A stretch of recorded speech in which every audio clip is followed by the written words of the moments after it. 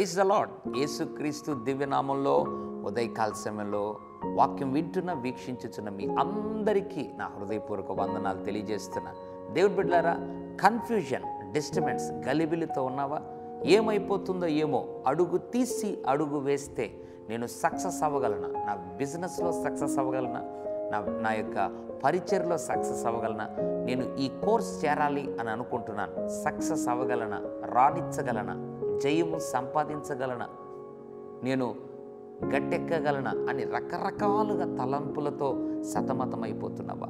ఉదయకాల సమయంలో నిన్నుద్దేశించే దేవుడు ఒక అద్భుతమైన వాగ్దానాన్ని నీకు ఇచ్చి నేను బలపరచాలని ఆశపడుతున్నాడు. ఏంటి ఆ వాగ్దానం?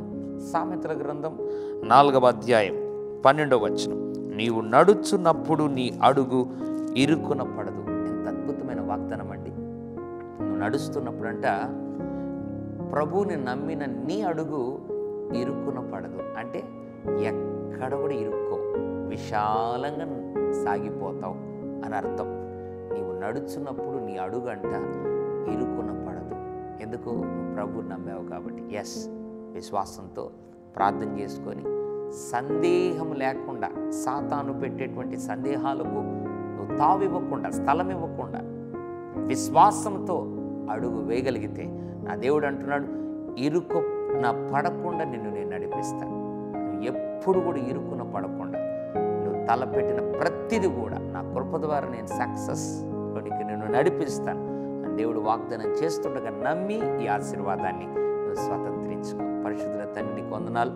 నువ్వు నడుచున్నప్పుడు అడుగు ఇరుకున పడదు అన్న వాగ్దానం బట్టి నీ బిడ్డల జీవితంలో నమ్మి విశ్వసించి వారు నీతో నాయన నడిచేవారుగా, నీ ద్వారా నడిపించబడేవారుగా ఉంచి ఇరుకున పడకుండా పాదాలను నడిపించమని యేసు నామములో ప్రార్థిస్తున్నాం తండ్రి.